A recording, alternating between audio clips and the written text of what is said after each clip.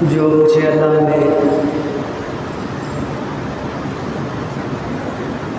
इल्म दिया है उसकी रोशनी में कोशिश करूँगा कि दलाइल की रोशनी में बताने की कोशिश करूँ। बिस्मिल्लाहिर्रहमानिर्रहीम। क्या फ़रमाते हैं उलमाए दीन व मुफ्तियान किराम मसले दैल में कि हम सुन्नी लोग वहाबी यानी देवबंदी व अहले हदीस इमाम के पीछे कोई नमाज खुसूसन नमाज जनाजा वगैरह पढ़ लें तो क्या हमारा निकाह टूट जाता है? अगर ऐसा है तो आज हमारी बहुत सारी बहन बेटियां उनके निकाह में हैं और उनकी बहन बेटियां हमारे निकाह में हैं। उनका क्या हुक्म है और उनसे जो औलादें हैं उनके बारे में क्या राय है? बराह करम मसला की वजाहत कुरान और हदीस की रोशनी में फरमा कर शुक्रिया का मौका ऐलान फरमाएं। पहली बात तो ये आप सुनिए कि जो इन्होंने लिखा है हम सुन्नी लोग, सुन्नी का मतलब सुन्नत पर अमल करने वाले यानी नबी सल्लल्लाहु अलैहि वसल्लम के तरीक़े के मुताबिक ज़िंदगी गुजारने वाले। तो सच्ची बात यह है कि जो सुन्नी हैं वही अहले हदीस हैं और वही सलफ़ी हैं, अलग नहीं। अगर हम और आप नबी सल्लल्लाहु अलैहि वसल्लम की सुन्नत पर अमल करते हैं तो हम सुन्नी हैं, और अगर हम आपकी सुन्नत पर आपके तरीक़े पर अमल नहीं करते तो हम सुन्नी नहीं हैं।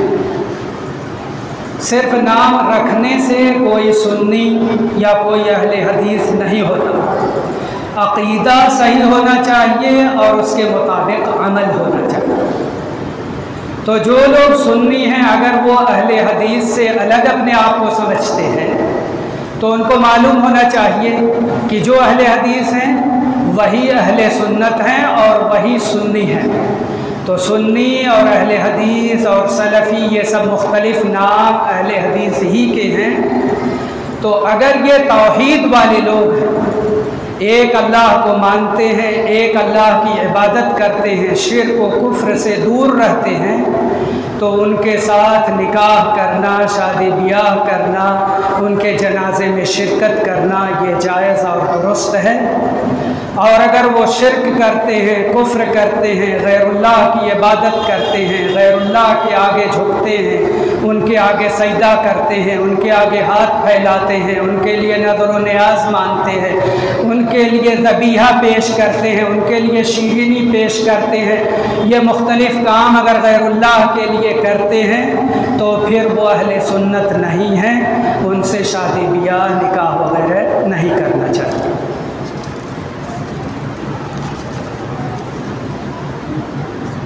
फिर एक साहब पूछते हैं मुआविया रज़ियल्लाहु अन्हु के बेटे यज़ीद को रहमतुल्लाह अलैह कह सकते हैं या नहीं?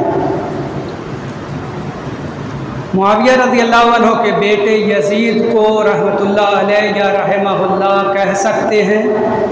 वो खैरुल कुरून में है और नबी सल्लल्लाहु अलैहि वसल्लम ने फरमाया है खैरुल कुरून क़र्नी सुम्मल्लज़ीन यलूनहुम सुम्मल्लज़ीन यलूनहुम, सबसे बेहतरीन ज़माना, सबसे बेहतरीन सदी मेरी सदी है, फिर जो उसके बाद आए, फिर जो उसके बाद आए। तो ये पहली सदी के लोग हैं, ये बाद वालों से अच्छे हैं, ये लोग हम लोगों से अच्छे लोग थे।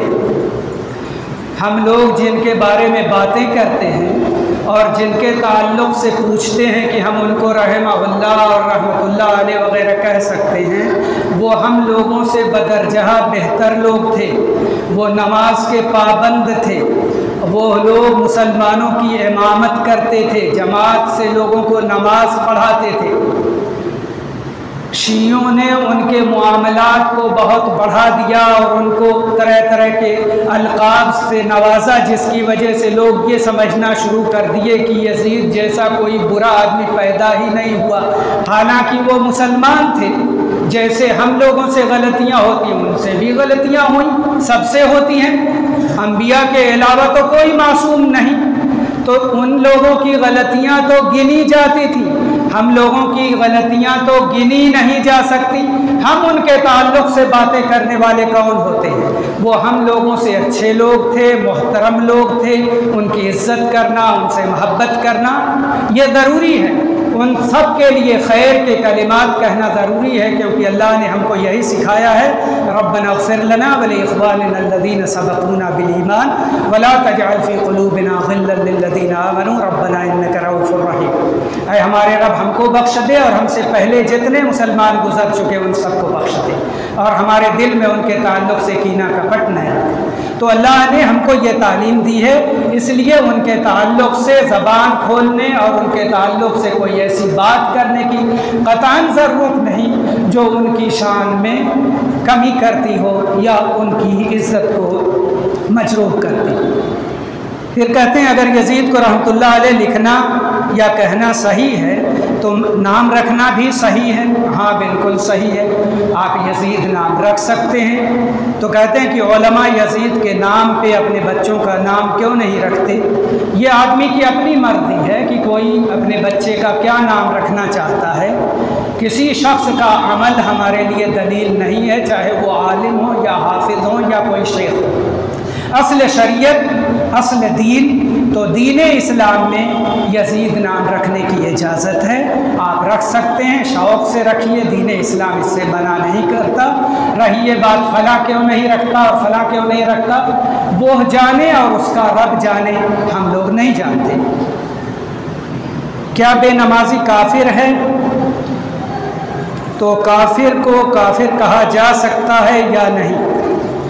काफिर है तो काफिर ही कहा जाएगा जो जिसके लिए कुफ्र साबित हो गए। एक चीज़ होती है कि नमाज न पढ़ने वाला आदमी है, नमाज नहीं पढ़ता, लेकिन कोई उसको अच्छी तरह समझाया ही नहीं कि चलो नमाज पढ़ो, नमाज छोड़ने से आदमी काफिर हो जाता है, मुशरिक हो जाता है, बेदीन हो जाता है। तो वो अपने उसी तौर तरीक़े पर है जैसे सब रहते हैं, तो अब उसको काफिर नहीं कहेंगे। पहले उस पर हुज्जत कायम होनी चाहिए, उसको बताना चाहिए दलील के साथ कि नमाज छोड़ने वाला मुस्लिम बाकी नहीं रहता। आयात और अहादीस की रोशनी में यह आदमी काफिर हो जाता है, इसलिए तुम तौबा करो, नमाज शुरू करो, उसके पाबंद बनो।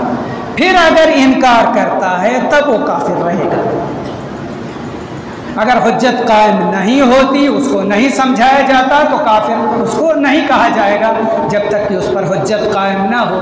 बहुत मुमकिन है कोई रुकावट हो, कोई माने हो, तो वो भी देखना और पूछना ज़रूरी होता है, क्योंकि ये मामला बड़ा मुश्किल है किसी के लिए कुफ्र का और ईमान का फ़ैसला करना, ये आसान बात नहीं है।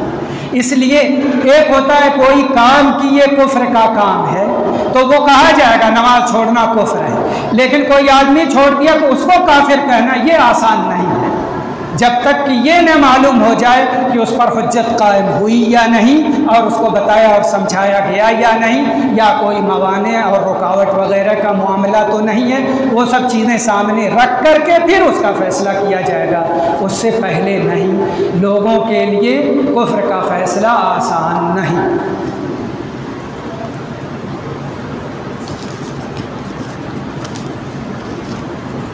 शराब पीना अगर हराम है क्योंकि उसमें नशा है और नशा की बुनियाद पे हराम है, तो नशा तो बीड़ी, तंबाकू, सुरती, बुखार और सिगरेट या इस तरह की दूसरी चीज़ों में भी होता है। यहाँ तक कि शादी ब्याह में इन्हीं चीज़ों से मेहमान नवाजी भी की जाती है। अगर किसी ने एहतियात बरता तो समाज में कंजूस, मक्खी चूस जैसे अलकाबों से गर्दाना जाता है। शरीयत मोहम्मदिया में इसका क्या हो? बड़े उलमा का, सऊदी अरब के उलमा का, तकरीबन सारे उलमा का ये मुत्तफ़क़ा फ़तवा है कि बीड़ी, सिगरेट, तंबाकू और इस तरह की जितनी चीज़ें हैं वो हराम है, वो जायज़ नहीं है। और बाकायदा वो लोग आयात और दलील की बिना पर ये बातें कहते हैं। अगर मैं वो दलाइल ज़िक्र करूँ तो देर हो जाएगी, लेकिन यह जानो कि वो लोग दलील की बुनियाद पर इसको हराम कहते हैं। इसलिए उसको हराम समझो और उससे दूर रहो। शादी ब्याह हो, मेहमान नवाजी हो, हराम चीज़ों से मेहमानों की मेहमान नवाजी मत करो, चाहे वो कोई आपको कंजूस कहे या कुछ और कहे, चाहे मेहमान खुश हों या नाखुश हों। हलाल चीज़ों से उनकी मेहमान नवाजी कीजिए, हराम चीज़ें उनके सामने पेश न कीजिए। हम लोगों की नाराज़गी और खुशी के ज़िम्मेदार नहीं हैं, हम अल्लाह और उसके रसूल के अहकाम के पाबंद हैं। क्या फरमाते हैं उलमाए किराम इस मसले में कि मियाँ बीवी में से कोई इंतकाल कर जाए तो क्या उनका निकाह टूट जाता है, इसलिए वो मैयत को देख नहीं सकते, गुस्ल नहीं दे सकते, कफन दफन में शरीक नहीं हो सकते। अगर वाकई ऐसा है तो हमने सुना है कि अली रज़ियल्लाहु अन्हु ने अपनी बीवी फ़ातिमा रज़ियल्लाहु अन्हा को गुस्ल दिया था, उन्हें कफन पहनाया था और ख़ुद दफन भी किया, तो क्या उनका निकाह नहीं टूटा था? बराए मेहरबानी जवाब दें।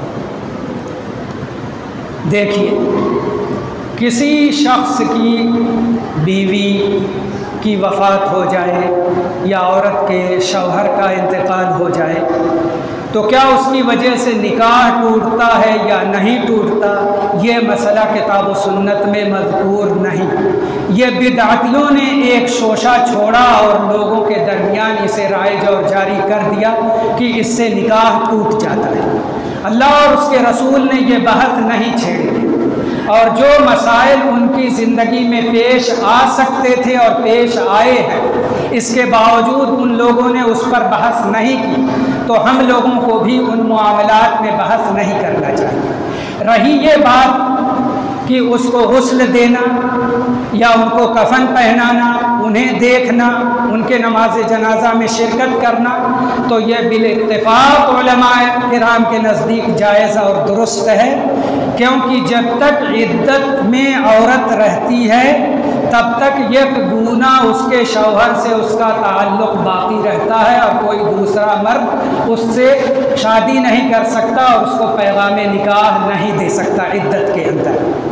इसलिए इद्दत के अंदर यह गुना ताल्लुक़ बहरहाल बाकी रहता है और उसी ताल्लुक़ की बुनियाद पर शौहर के लिए जायज़ है कि बीवी को गुस्ल दे और बीवी के लिए जायज़ है कि शौहर को गुस्ल दे और उनको कफन पहनाए और उनकी नमाज जनाजा और दुआओं वगैरह में शिरकत करे।